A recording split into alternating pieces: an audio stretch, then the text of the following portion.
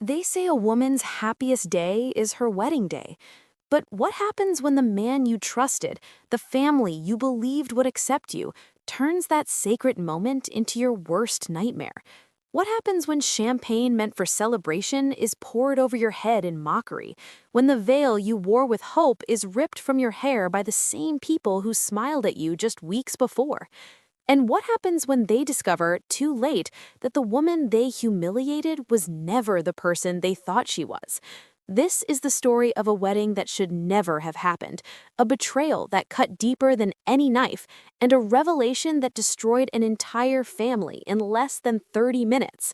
Before we continue, let us know in the comments where you're watching from. We'd love to hear from you. And if you are new here, click on the subscribe button so you never miss any of our upcoming videos. Sarah Mitchell met Daniel Crawford in the most ordinary way possible. It was a Tuesday evening at a small coffee shop near downtown Seattle, the kind of place where college students camped out with laptops and the baristas knew everyone's usual order. Sarah was there working on a presentation for her marketing internship, her laptop surrounded by notes and an energy drink she'd been nursing for the past 2 hours. Daniel had walked in, looking slightly lost, checking his phone repeatedly, clearly waiting for someone who was running late. When his coffee was ready and the barista called out his name, he'd grabbed it and accidentally knocked over Sarah's drink in the process. The apology came instantly, genuine and embarrassed, followed by an insistence on buying her a replacement and anything else she wanted as compensation. Sarah had laughed it off, accepted the replacement drink, and when Daniel's friend finally showed up 30 minutes late, he'd spent most of that half hour talking to Sarah instead. That conversation became a second meeting, then a third, and within weeks, they were dating. Daniel worked for his family's real estate development company, Crawford Properties, a business his grandfather had built from the ground up in the 1970s. He talked about it with a mixture of pride and pressure, the weight of family expectations, the constant need to prove himself worthy of a legacy that had been handed to him simply by birth. Sarah listened, asked thoughtful questions, offered perspectives from her marketing background that Daniel seemed to genuinely appreciate. He was charming, attentive, and seemed to value her opinion in ways that made her feel seen. 6 months into their relationship, Sarah brought Daniel to meet her parents at their modest home in Tacoma. Her mother taught elementary school, her father worked as a financial consultant for small businesses, or at least that's what Sarah had always been told. They lived comfortably, but not extravagantly, in a 3-bedroom house in a quiet neighborhood where people mowed their own lawns and waved to neighbors. Daniel had been polite, complimentary, perfectly appropriate. After he left, Sarah's father had asked her a single question that she'd found strange at the time. "Does he ask about your background much? About what we do? About money?" Sarah had shrugged. "Not really. He knows you work in finance and mom teaches. He's never pushed for details." "Good," her father had said, and something in his tone made Sarah pause. "Keep it that way for now. Just let things develop naturally." She'd agreed, though the request had felt odd. 2 years passed. Sarah finished her degree in marketing and communications, landed a solid job at a mid-sized advertising firm, and moved into a small apartment that she could afford on her own. Daniel had been promoted to senior project manager at Crawford Properties, and their relationship had deepened into something that felt permanent, stable, real. When he proposed at a restaurant overlooking Elliott Bay, Sarah had said yes without hesitation. The ring was beautiful but not ostentatious, appropriate for a young professional proposing to his girlfriend, and Sarah had worn it with pride. Wedding planning began almost immediately. Daniel's mother, Patricia Crawford, took charge with the efficiency of someone who'd been planning this event in her head for years. She selected the venue, a historic mansion with gardens that had hosted Seattle society weddings for decades. She chose the caterer, approved the guest list, and made decisions about flowers, music, and decorations with minimal input from Sarah. Every suggestion Sarah made was met with a practiced smile and a gentle dismissal. "That's lovely, dear, but I think this option is more appropriate for the Crawford family image." Sarah tried to be understanding. This was Daniel's family, their traditions, their expectations. She was marrying into this world, so perhaps some compromise was necessary. But the comments started becoming harder to ignore. During a dress fitting, Patricia had looked at Sarah's choice and said with a tight smile, "I suppose it's charming in its simplicity, very appropriate for someone from your background." At a family dinner, Daniel's sister Rebecca had asked loudly enough for everyone to hear, "So, Sarah, what exactly do your parents do again? I keep forgetting." When Sarah answered honestly, Rebecca had exchanged a look with her mother that Sarah pretended not to see.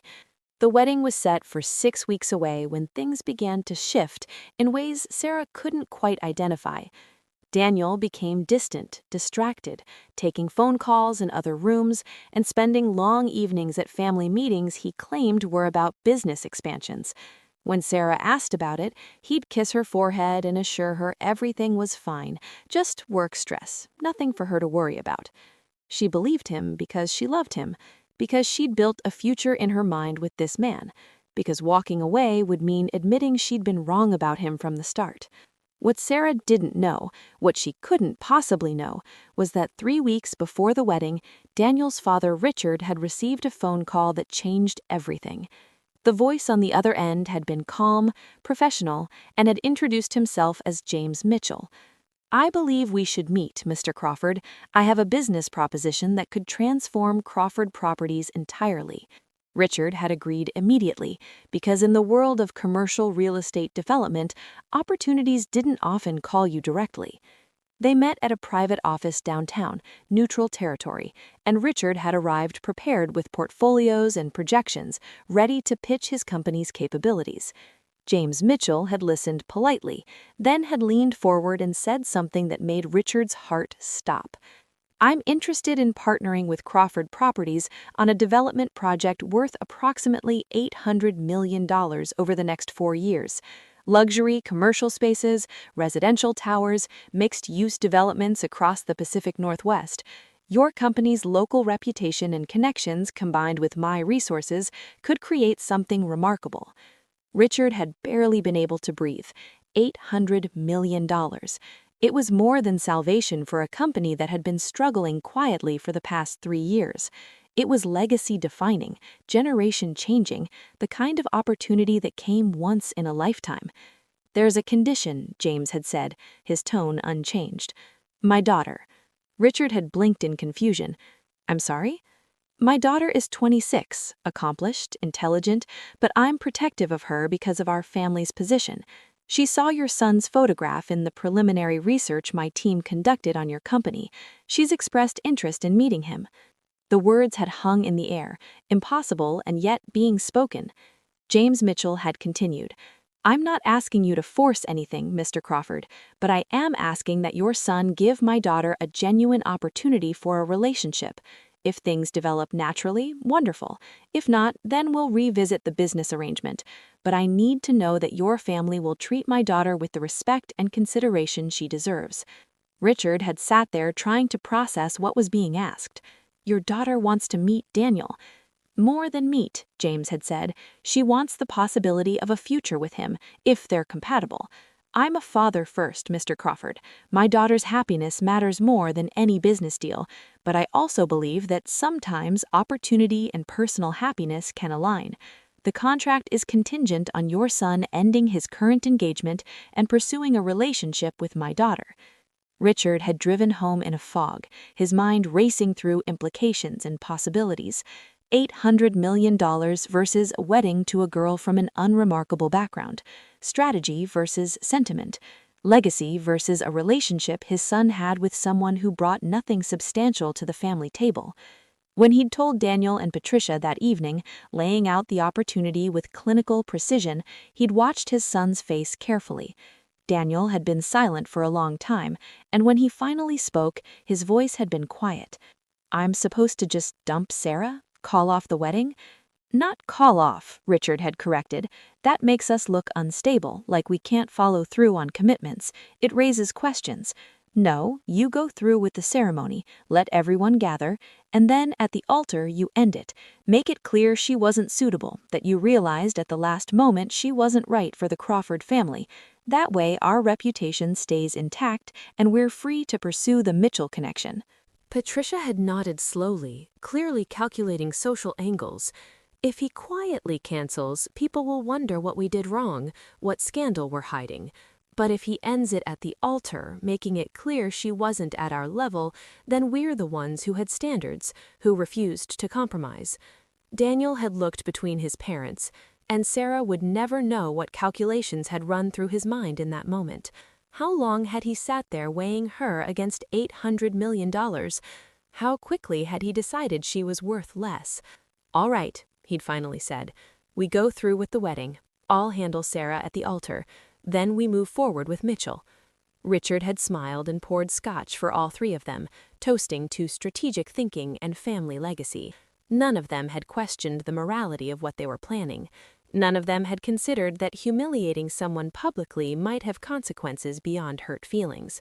And none of them had thought to ask James Mitchell anything about his daughter, including her name. The wedding day arrived with perfect weather, clear skies and 72 degrees. The kind of Pacific Northwest spring day that felt like a blessing. Sarah stood in the bridal suite of the historic mansion, adjusting her dress for the third time, her hands trembling with nervous excitement. In 20 minutes, she would marry Daniel Crawford, the man she'd loved for nearly 3 years, the man who'd promised her a future filled with partnership and respect.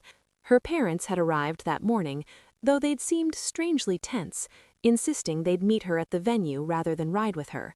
Her father had hugged her longer than usual, and when he'd pulled back, there'd been something in his eyes she couldn't identify. "If anything feels wrong, anything at all, you can walk away. You know that, right?" Sarah had laughed, confused. "Dad, I'm fine. I love him. Everything's perfect." He'd nodded slowly, but the tension hadn't left his shoulders.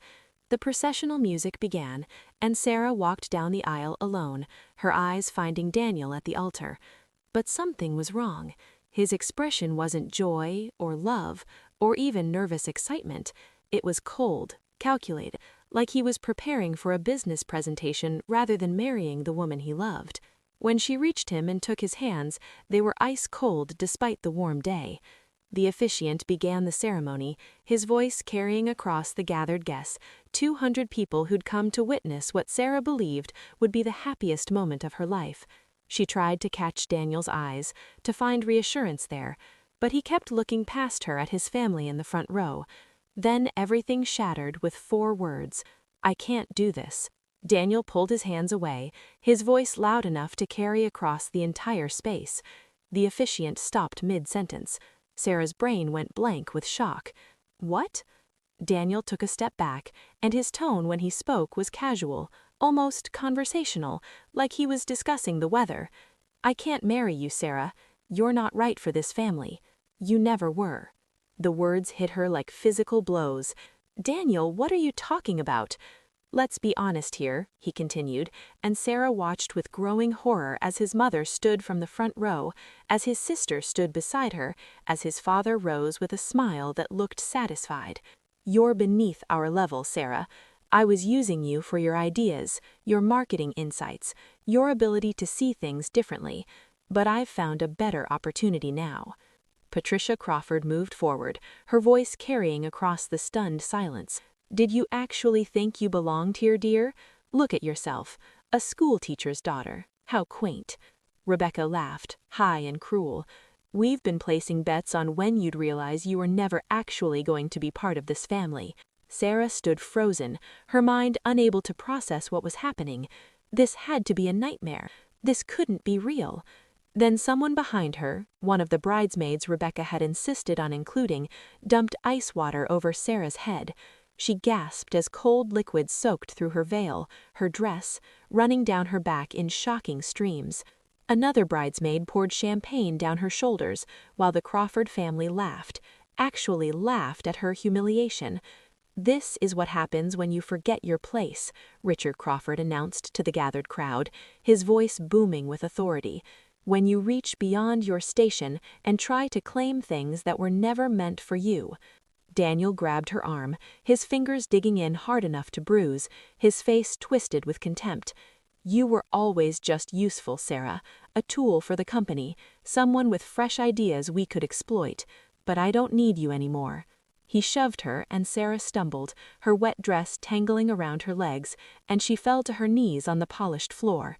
She knelt there in her ruined wedding dress, water and champagne dripping from her hair, creating puddles on the expensive hardwood. Her chest felt like it was caving in, her breath coming in short gasps that might have been sobs or might have been shock.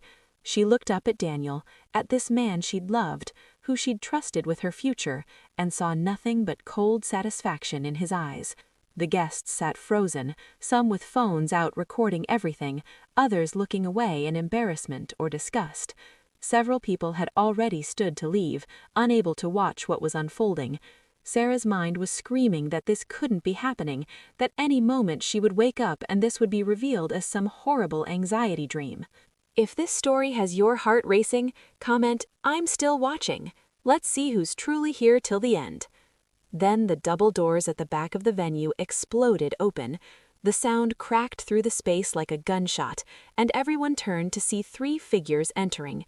2 people flanked by 6 men in dark suits, whose presence made the air itself feel dangerous, whose movements were precise and professional in ways that spoke of serious security training. Sarah looked up through her tears, her vision blurred, and saw her parents walking down the aisle with terrible purpose. Her father's face was carved from ice, every line radiating controlled fury. Her mother's expression was something Sarah had never seen before, protective rage that made her look like she could tear the building apart with her bare hands. The security detail spread out with military precision, positioning themselves at exits and near the Crawford family with movements that suggested they'd done this many times before. Every sound died, every person froze. Even Daniel took a step back, his face draining of color, as he recognized something in James Mitchell's approach that spoke of real power, real danger. "Dad?" Sarah's voice broke on the word, confusion mixing with humiliation and shock. "Mom, what's happening?"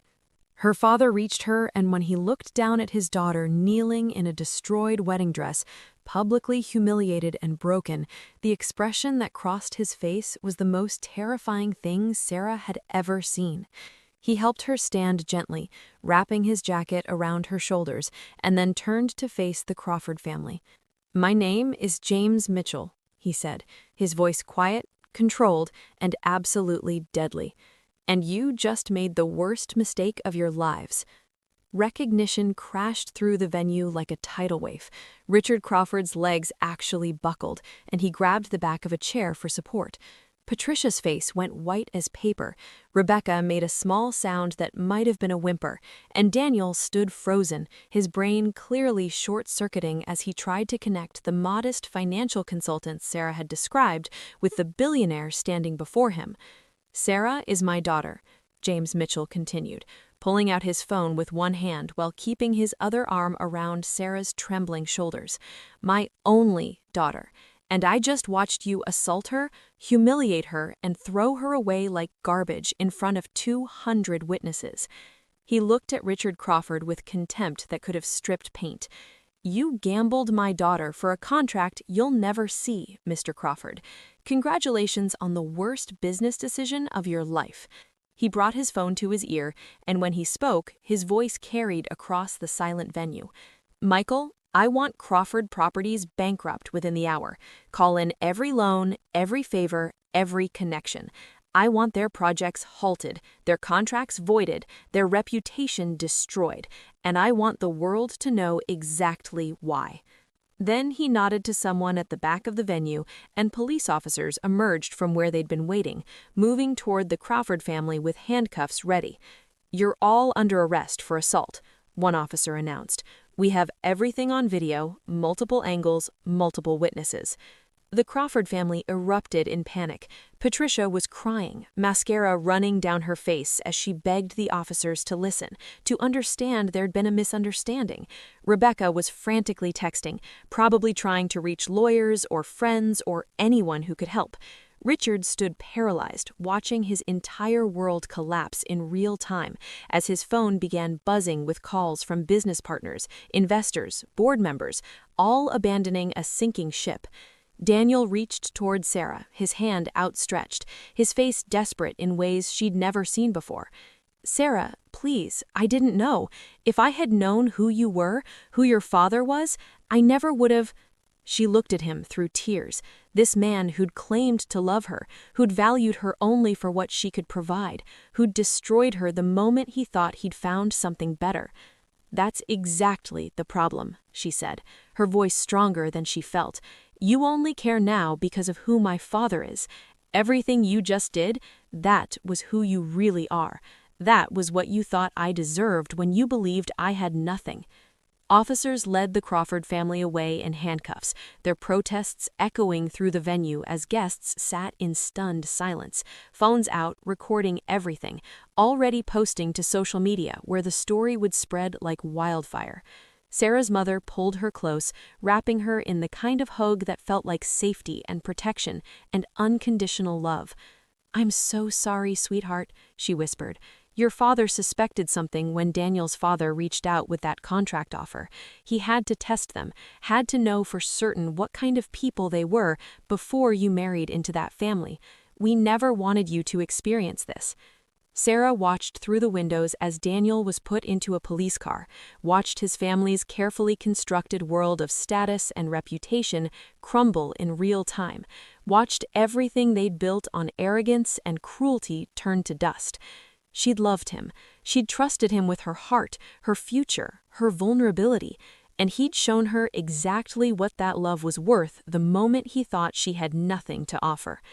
"Take me home," she whispered to her parents. As they walked toward the exit, Sarah took one last look back at the ruins of her wedding: destroyed flowers, overturned chairs, shocked guests, police tape being strung around the venue that would now be a crime scene rather than a celebration.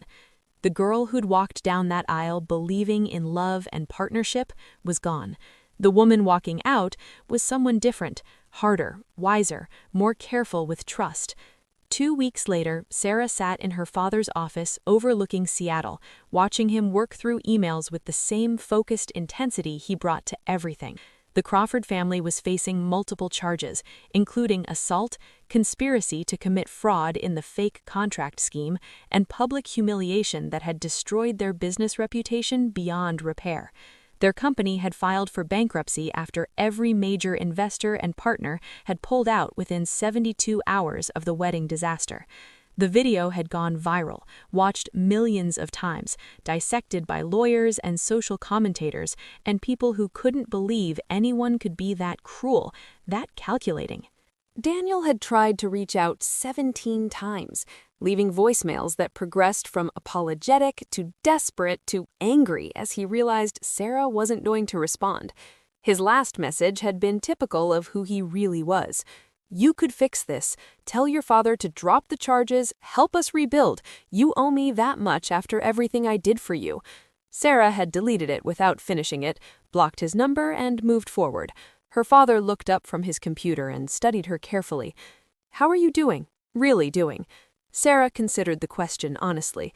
"I'm angry, hurt, embarrassed that I didn't see it sooner, but mostly I'm grateful. If they'd waited until after the wedding, until I was legally tied to that family, it would have been so much worse."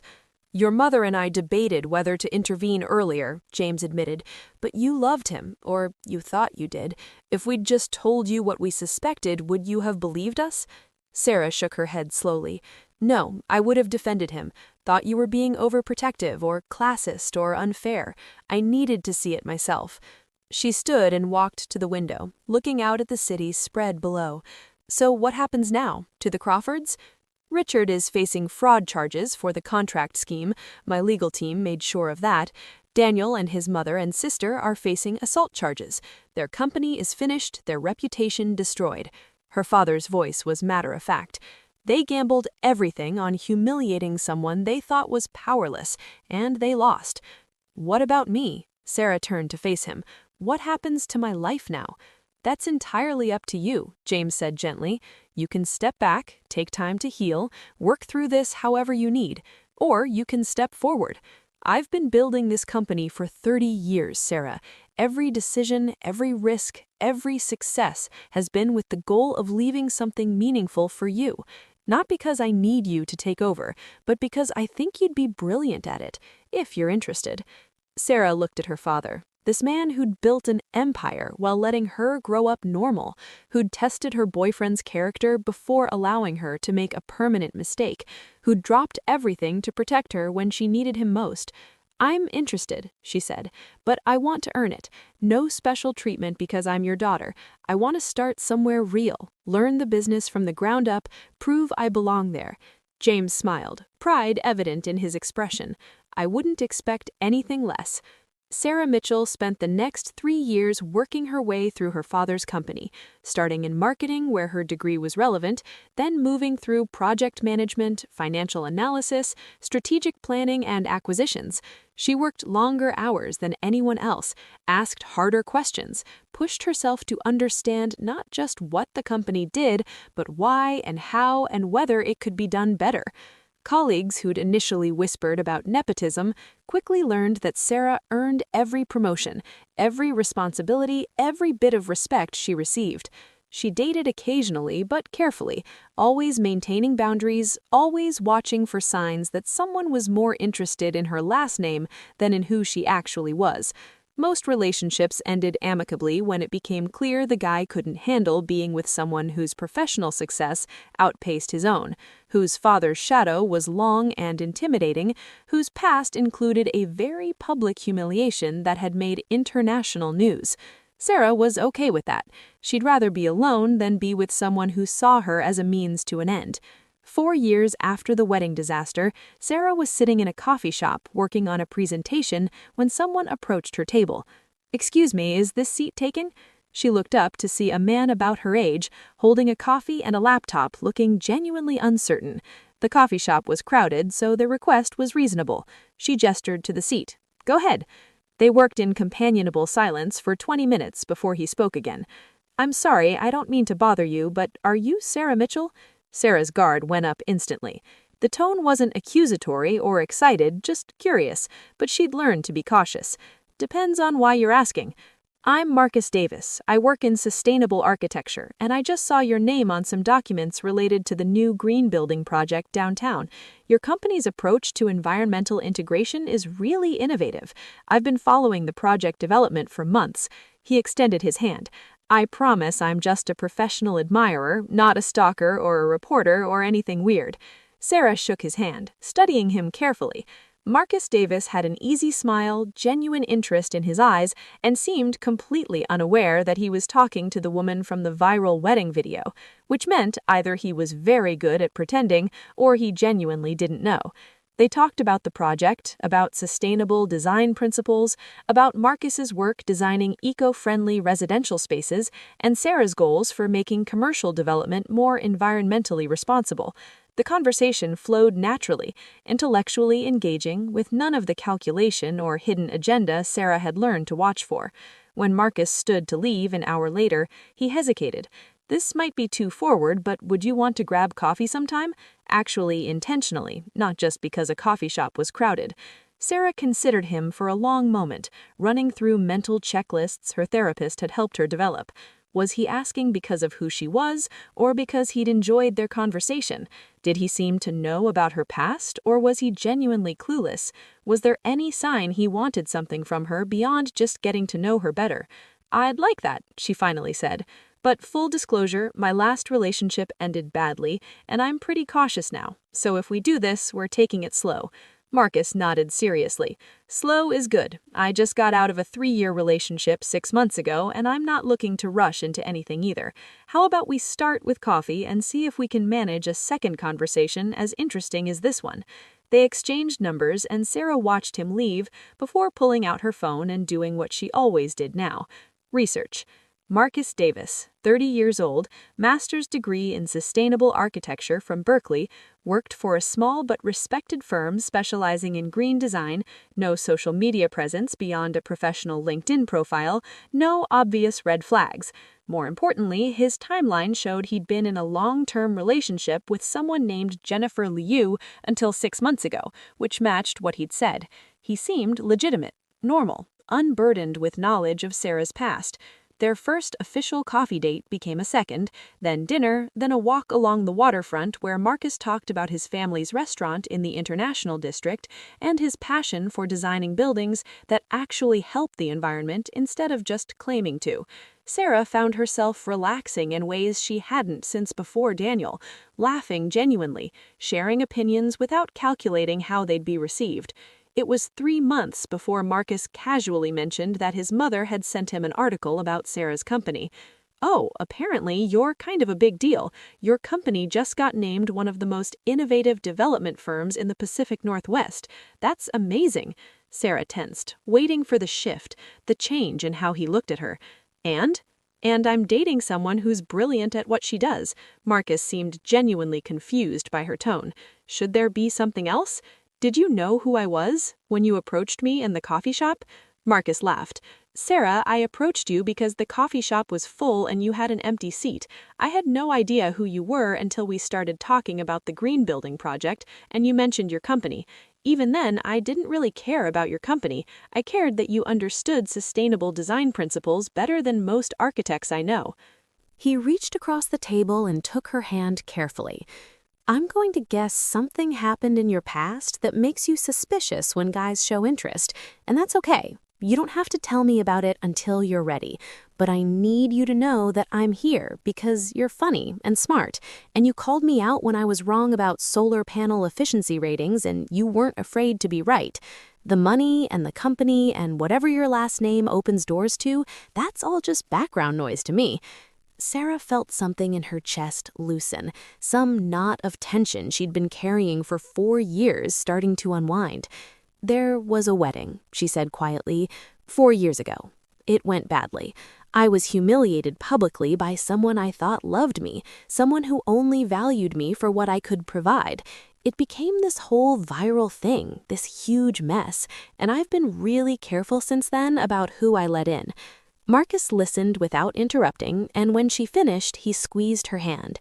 "That sounds terrible, and I'm sorry you went through it. But for what it's worth, I'm glad you're careful. It means when you do decide to trust someone, it actually means something. I'm not going to push you to move faster than you're comfortable with, Sarah. I like you too much to risk messing this up by rushing." They took it slow, just as they'd agreed. Marcus met her parents 7 months into dating, and Sarah watched nervously as her father shook his hand and asked pointed questions about Marcus's intentions, his career, his understanding of what dating Sarah meant in terms of public attention and family expectations. Marcus had answered honestly, respectfully, without being intimidated, and by the end of dinner, James Mitchell had given a small nod of approval that Sarah recognized as high praise. A year into their relationship, someone finally sent Marcus the video of Sarah's ruined wedding. He'd watched it in Sarah's apartment while she was at work, and when she came home, he was sitting on her couch looking shaken. "I saw the video," he said without preamble. Sarah froze in the doorway, every defense mechanism activating. And those people are monsters." Marcus stood and crossed to her. "Sarah, I knew something bad happened, but seeing what they did to you in front of all those people," his voice was rough with anger. "How are you even functioning? How did you not just break completely?" "I did break," Sarah admitted, allowing him to pull her into a hug. "For a while, but then I got angry, and I got focused, and I decided they didn't get to define the rest of my life." Marcus pulled back just enough to look at her. "That guy, Daniel, he's tried to contact you?" 17 times in the first month, Sarah's smile was without humor, then sporadically for the next year, finally stopped about 2 years ago. "Good, because if he hasn't, I was going to suggest your father's lawyers get a restraining order." Marcus's protective anger was so genuine, so different from Daniel's calculated everything, that Sarah felt tears prick her eyes. "You're not scared off? By what? The fact that you survived something traumatic and came out stronger? The fact that you're careful about trust because someone destroyed yours publicly?" Marcus cupped her face gently. "Sarah, I'm not scared off. I'm in awe, and I'm here for however long you'll have me, at whatever pace you need." 2 years later, Marcus proposed during a walk through the same waterfront park where they'd had their first real conversation outside the coffee shop. The ring was perfect, thoughtful, chosen because he knew her taste rather than because he wanted to show off. And when Sarah said yes, it was with absolute certainty, with the knowledge that came from taking time, from watching how someone treated her when things were difficult, from trusting that love could be real if you found the right person. They planned a small wedding, immediate family and close friends only, at a private Arden venue with tight security and no public access. Sarah wore a simple dress she'd chosen herself, walked down an aisle lined with wildflowers toward a man who saw her for exactly who she was, and said vows that felt true and earned and safe. Her father walked her down the aisle, and when he placed her hand in Marcus's, he'd whispered, "This one's good, sweetheart. Hold on to him." The reception was joyful, intimate, filled with people who genuinely cared about both of them. There was no performance, no calculation, no concern about status or appearances, just celebration of two people who'd found each other despite past pain, who'd built something real on a foundation of honesty and patience and genuine respect. As Sarah danced with Marcus under string lights and stars, she thought about the girl she'd been 4 years ago, kneeling in a ruined wedding dress, humiliated and broken, certain she'd never trust anyone again. That girl had been wrong about so many things. Wrong about Daniel, wrong about what love looked like, wrong about her own ability to recognize genuine connection. But she had been right about one thing. The people who'd hurt her had faced consequences, real ones that lasted. Richard Crawford was still serving time for fraud. Daniel had never recovered professionally or personally from being the villain in a viral story about cruelty and karma. Their family name was synonymous with arrogance and downfall, used as a cautionary tale in business schools and ethics courses. Sarah had moved forward, had built a life and a career and a relationship based on who she actually was rather than what she could provide. She'd learned to spot manipulation, to value patience, to understand that real love didn't need to be rushed or proven or purchased. It just needed to be honest. Later that night, as the celebration wound down and guests began to leave, Sarah stood with Marcus watching the last of the evening fade into night. Her father approached them, a rare, soft expression on his usually stern face. "You did good, sweetheart," James said quietly, both with the company and with choosing the right partner this time. Sarah leaned into Marcus's arm, feeling his arm wrap around her shoulders. "I had a good teacher," she said to her father. "You showed me what it looks like when someone actually protects the people they love instead of using them, and you showed me it's okay to be patient, to wait for something real instead of settling for something that just looks right on the surface." James nodded, emotion flickering across his features. "Your mother and I, we built our relationship slow too. Took our time, made sure we were choosing each other for the right reasons. Best decision I ever made." He looked at Marcus. "Take care of my daughter, son, but also remember she doesn't need taking care of. She needs partnership. There's a difference." Marcus shook his hand firmly. "I understand the difference, sir. Sarah's taught me that pretty clearly." They watched her father walk away to find her mother, and Sarah felt something settle in her chest, a peace she hadn't known she was still searching for. "You know what's strange?" she said quietly. "What?" "For years, I was so angry at Daniel and his family for what they did, but now, standing here with you, I'm almost grateful. If that wedding had gone through, if I'd married him, I'd have spent years being slowly diminished by people who only valued me for what I could provide. I'd have missed this, missed you, missed knowing what it feels like when someone actually sees you and loves you for it." Marcus kissed her temple softly. "I'm not grateful they hurt you. I wish you'd never experienced that. But I am grateful that you're the person you became because of it, strong enough to be cautious, brave enough to try again anyway."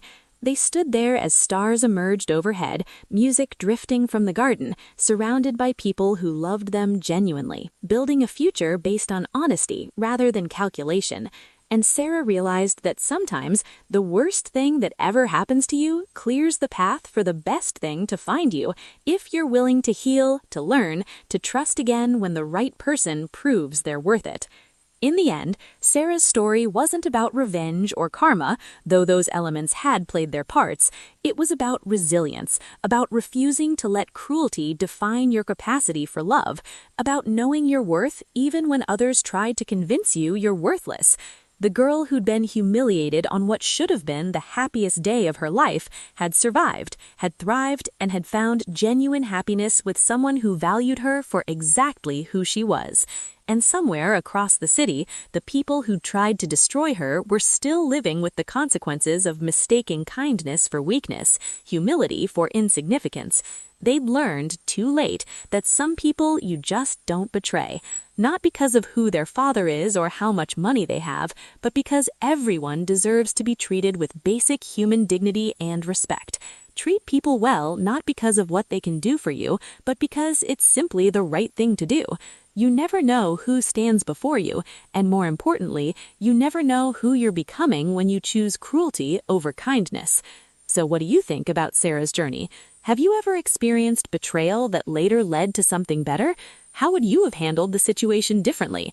And do you believe people like the Crawford family truly learn from their mistakes, or do they just learn to hide their cruelty better? Share your thoughts in the comments below. We read every single one, and we love hearing your perspectives. If this story resonated with you, hit that subscribe button so you never miss our upcoming videos. We share real stories about resilience, karma, and the power of staying true to yourself, even when others try to tear you down. Thanks for watching, and remember, your worth is never determined by how others treat you. It's determined by how you choose to move forward after they show you who they really are.